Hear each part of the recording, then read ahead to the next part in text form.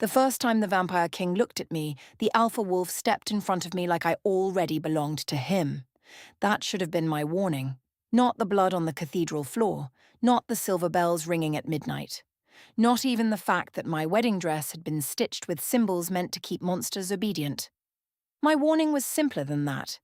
Two immortals looked at me the same way men look at fire when they know it can warm them, or ruin them forever. And I was still human enough to think I had a choice. I was supposed to be married by midnight. Not in the romantic sense, not in the soft human way women are taught to imagine as girls, with flowers, candlelight, trembling hands and the illusion that love is something chosen freely beneath music. No. My wedding had been organized like a treaty and decorated like a funeral. Even before I understood why, I could feel it in the air. The cathedral was too cold for spring. The candles along the aisle burned blue instead of gold.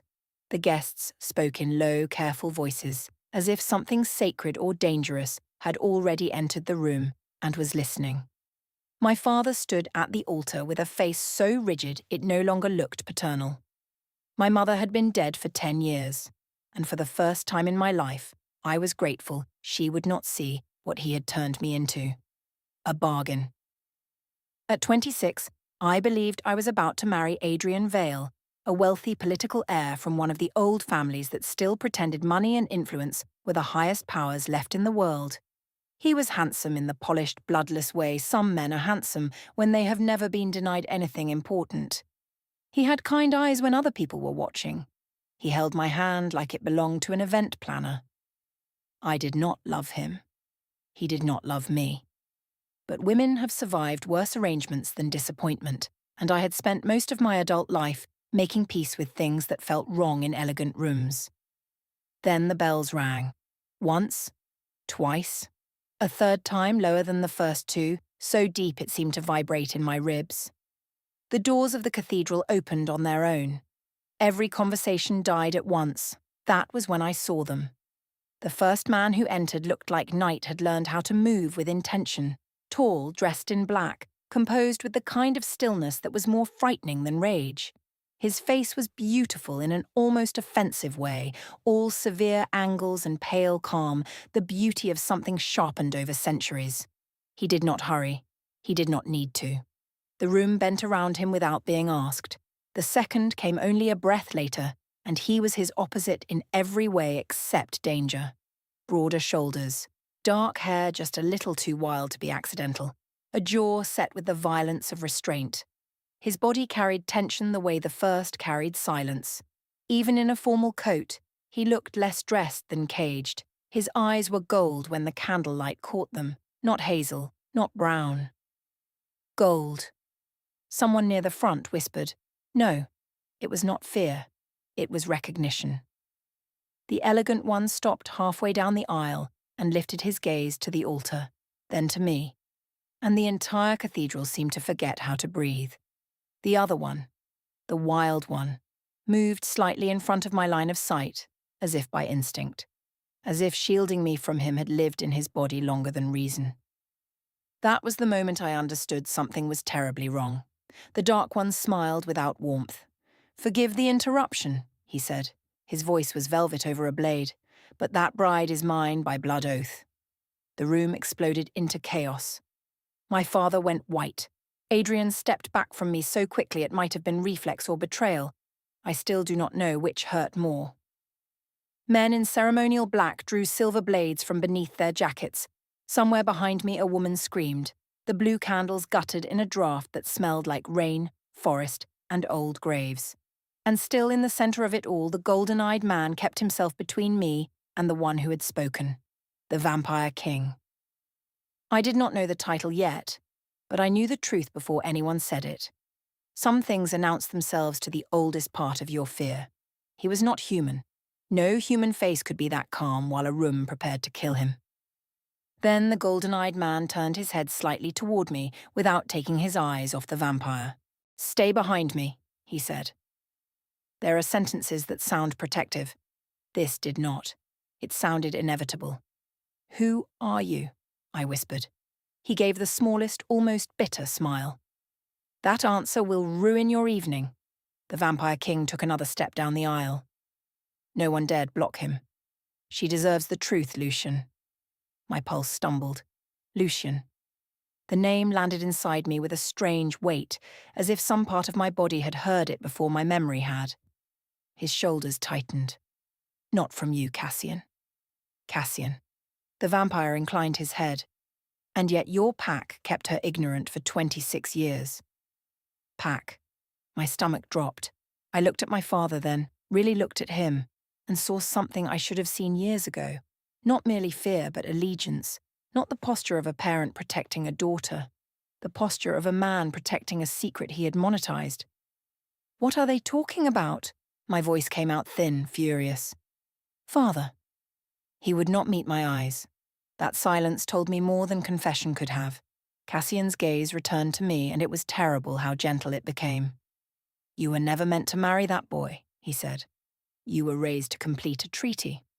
I laughed once because shock sometimes wears the shape of disbelief. A treaty between what? Lucian answered this time. Between wolves and vampires, he said, each word deliberate, using a human heart as the chain. I wish I could say I denied it, that I argued, that I refused the absurdity of it and demanded sane explanations and police and daylight and anything that sounded like the world I thought I lived in. Instead, some hidden place inside me opened in recognition, not acceptance, recognition. I looked at the silver symbols stitched into my gown, at the men with blades designed for things not listed in natural history books, at my father's trembling hands, at the way the room feared the two men in front of me differently. Then the cathedral doors slammed shut on their own. Every candle went out, and something with claws hit the stained glass from the outside. The scream that tore through the hall was not human. It was too ragged, too hungry, too old. When the windows burst inward, everyone dropped what little dignity was left and ran. The thing that came through the glass wore a body like a memory of a wolf forced into the wrong shape. Too tall, too thin. Fur where flesh should be. Flesh where shadow should have remained. One of the guards charged it with silver. He lasted 3 seconds. Then the room became blood and panic and torn velvet and prayer. I stood frozen in the center aisle until Lucian grabbed my wrist. Move! Cassian was suddenly there too, on my other side, and for one absurd heartbeat the three of us looked like a portrait no sane artist would paint. The bride, the vampire king, the alpha wolf. Do not touch her, Lucian snapped. Cassian's upper lip lifted slightly, not quite a snarl, not quite civilized. Tell your monsters to stop breaking through walls and I'll consider it. They are not mine. Then that is somehow worse. Another creature came through the shattered glass. Cassian changed before I fully saw it happen. One blink and there was a man. The next there was fury in muscle and bone. Massive, silver-black fur, golden eyes now lit from within. He hit the creature in mid-air with enough force to crack the first pew in half. I think that was the moment my mind finally understood there was no going back to the world I had woken up in. Lucian pulled me through a side door behind the altar and into a corridor lined with old stone saints whose faces had eroded into blankness. I should have fought him. I should have questioned why the most dangerous man I had ever seen was the one dragging me towards safety. Instead, I ran. Behind us, the cathedral roared with violence. Tell me what I am, I said. His grip tightened, then loosened as if he had remembered my skin bruised. You are human, he said. That is why they fear what your blood can do. They. Everyone.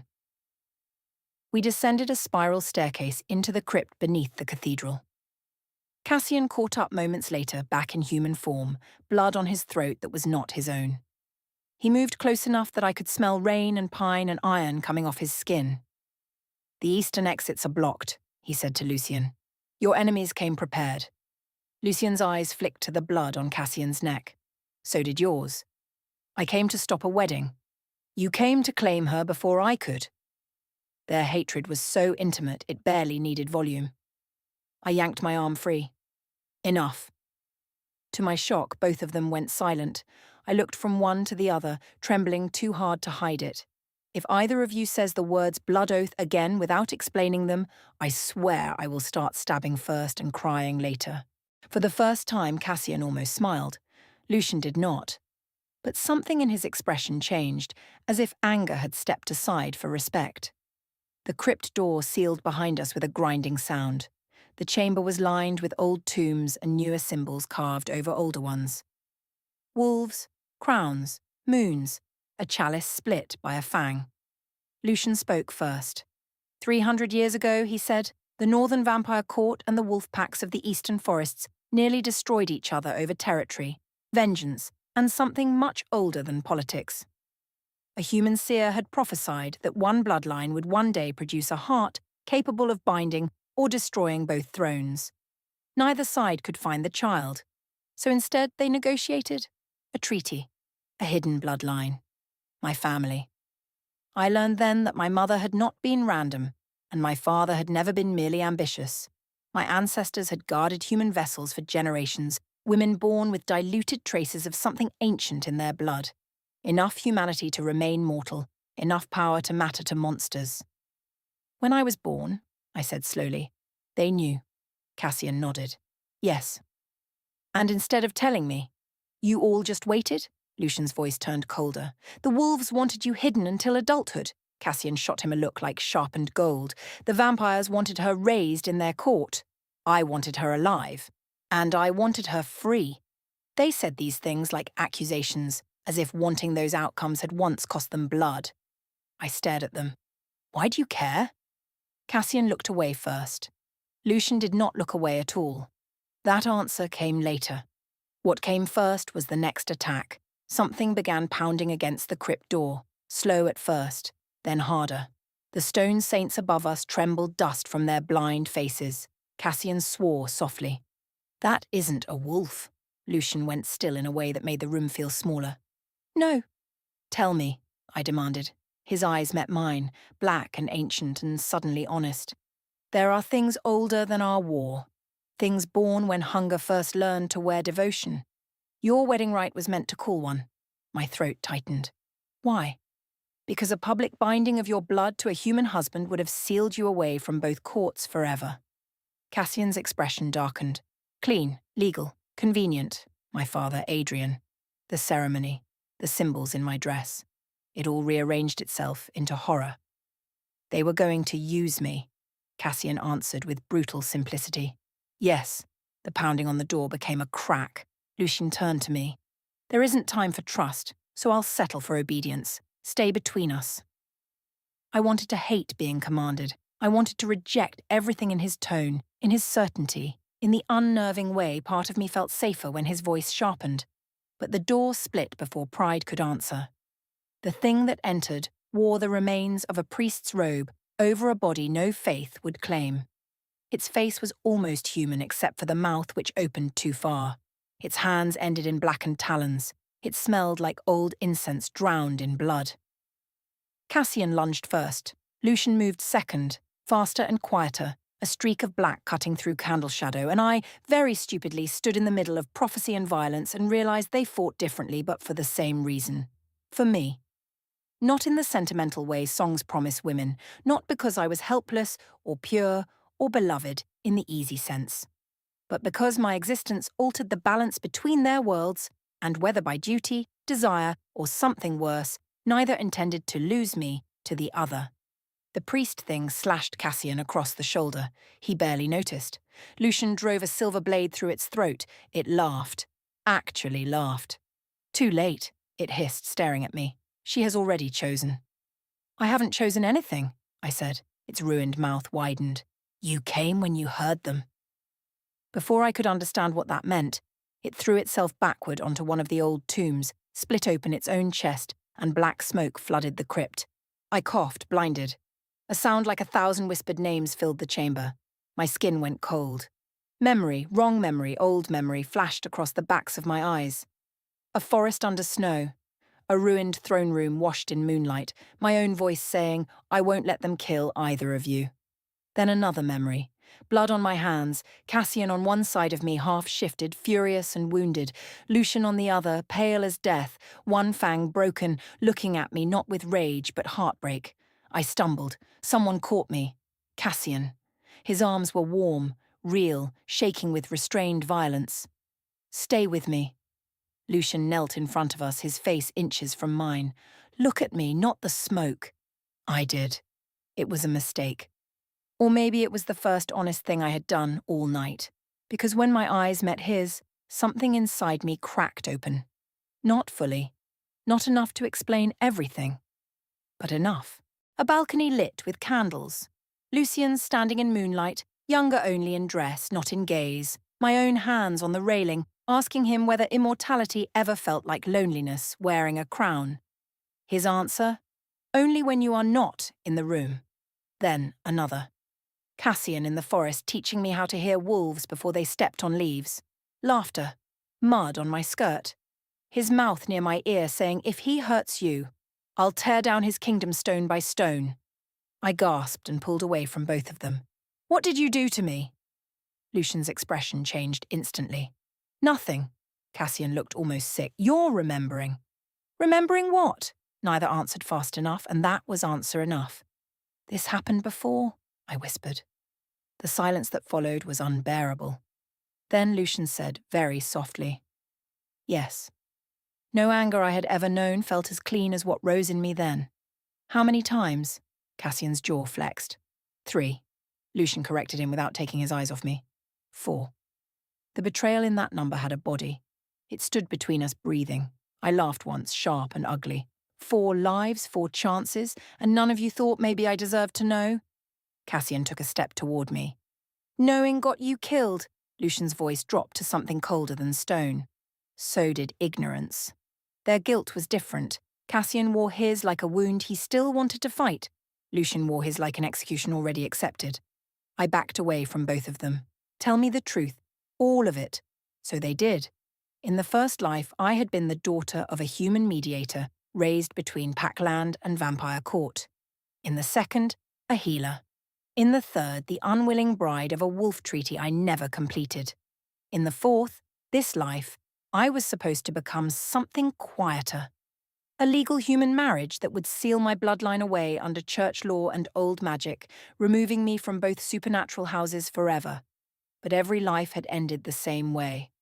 I chose neither side the way they wanted. I tried to stop the war, and I died before dawn. The crypt seemed to sway around me. Why do I come back? No one answered at first. Then Cassian said, "Because you never finished what you started." Lucian said, "Because you loved what the world tried to split in two." I looked at him. Loved? His gaze held mine with devastating steadiness. Both of us. The room went still. It would be easy to make that sound indulgent, cheap. A simple triangle draped in supernatural language. It was not simple at all.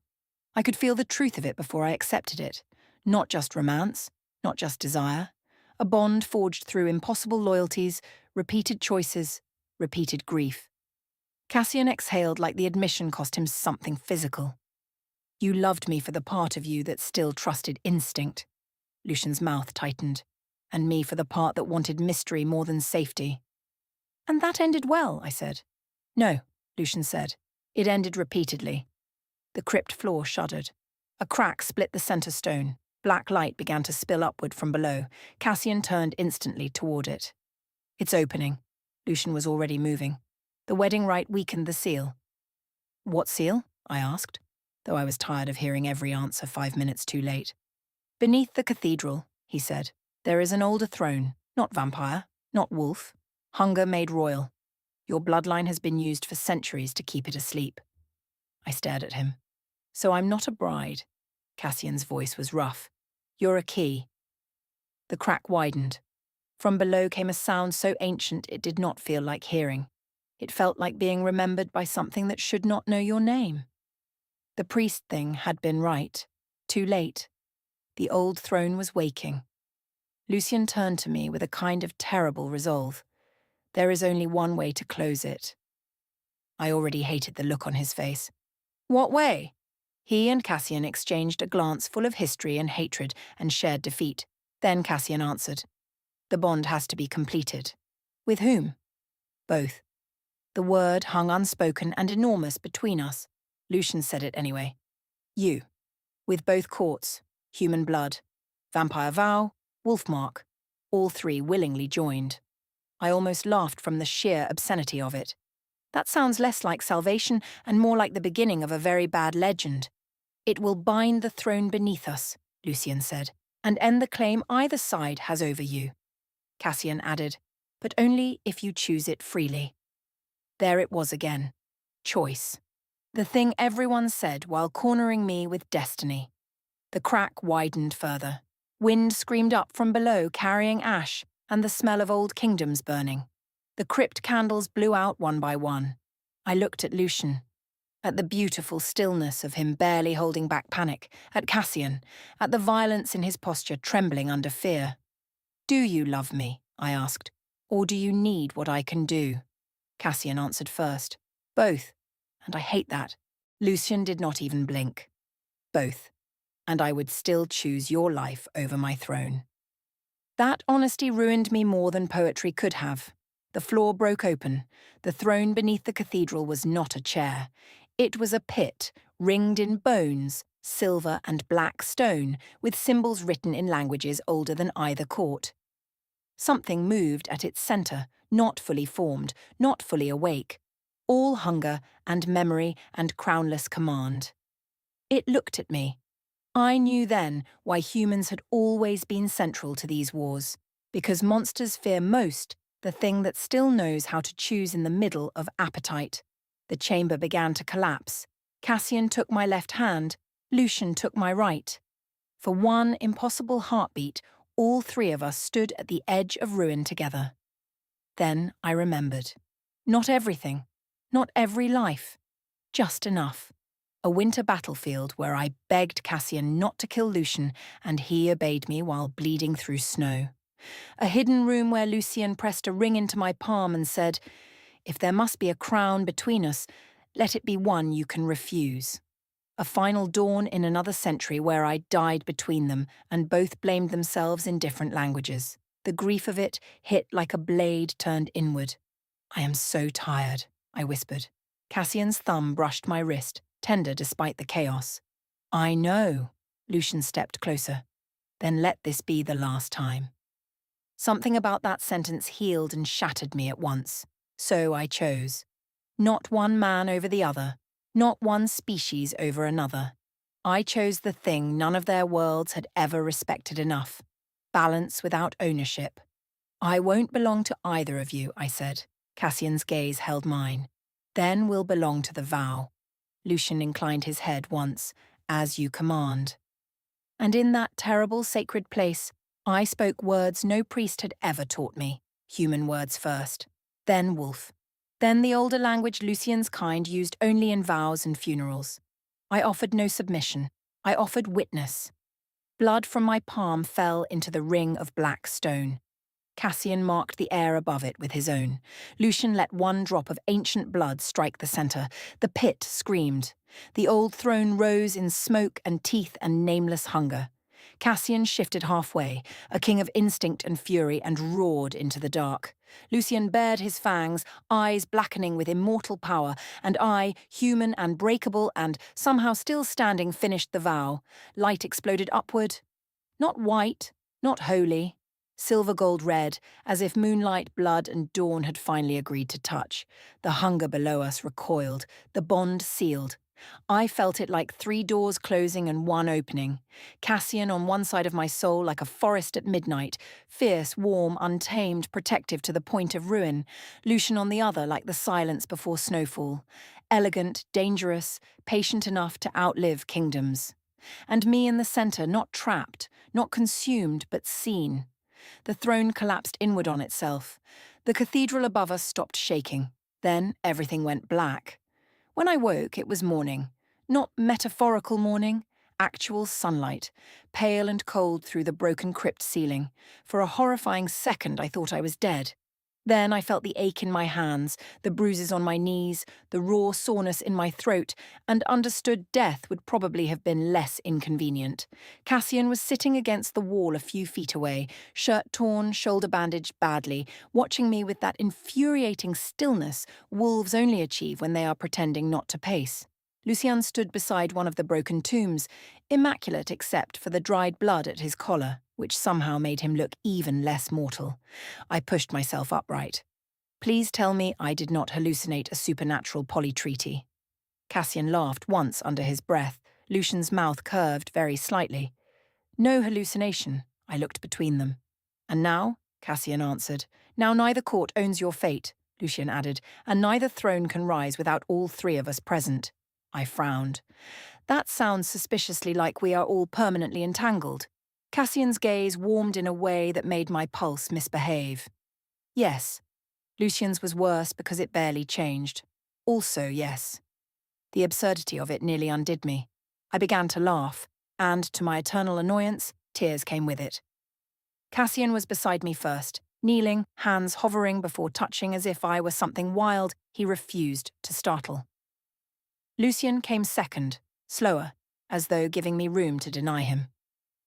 I looked at them both and understood the true cruelty of fate. Not that I had been caught between monster and wolf, that I knew exactly why I could never reduce either of them to only that.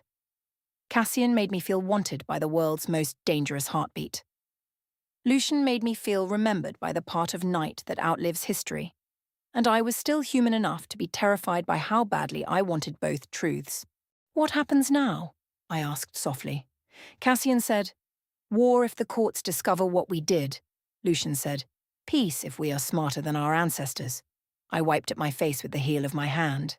That is not comforting. It wasn't meant to be, Lucian said. Cassian stood and offered me his hand. Come on, human girl. I raised a brow. Human girl? His expression turned wicked for the first time. You survived a cathedral, a blood rite, a vampire king, and my temper in one night. I think you've earned a title. Lucian extended his hand too, elegant and pale and impossible. If you dislike his title, I have better ones. I looked at both their hands, then at the morning beyond the broken stone, and realized this was the first true choice of my life, because it was not between them. It was whether to step into a future no world had prepared for. So I took both. The sunlight did not kill Lucian, not anymore. The bond had changed something in him, or perhaps in the old laws that governed his kind. Cassian noticed my glance and smiled like he hated being impressed. Outside, the forest waited to the east. The distant towers of the vampire court waited to the north. Behind us, the human world would wake up and call last night a tragedy, a terrorist attack, a collapse. Anything but truth. Let them. Truth had never belonged to easy language. Weeks later, the official story was still changing. My father disappeared before he could be questioned. Adrian married a banker's daughter within a month. The cathedral was closed indefinitely. Old families started moving money like frightened rats. And me? I vanished beautifully. Some nights I slept in the wolf territories where the air smelled like cedar and storm, and Cassian watched the edges of my silence as if he understood it better than speech. Other nights I crossed into the vampire court, where shadows moved like silk, and Lucian read to me in dead languages until desire and memory became impossible to separate. And some nights, when I needed to remember I was born human before I became myth, I stayed alone in the stone house between both lands and listened to my own pulse like proof. They did not tame each other. I did not solve them. That was never the point. The point was that something old and cruel had tried to turn me into an object between kingdoms, and instead I became the vow none of them could control. If you are expecting me to tell you which one I loved more, you have mistaken this for a simpler story than it is. Love is not always a ladder. Sometimes it is a wound opening in two directions. The wolf teaches you how to survive your fear. The vampire teaches you how to desire what outlives it. And the human woman in the center learns that being chosen is far less powerful than choosing back. So yes, the vampire king and the alpha wolf both claimed me. But they were not the ones who won. I was. And if that frightens you more than the monsters, then perhaps you finally understand the story. If this darkness found you before daylight did, subscribe to Gothic Gems. Leave a like if you want more stories where humans, wolves, and vampires ruin each other beautifully. And in the comments, tell me this. If two immortals needed your heart for different reasons, would you run, or would you make them kneel first?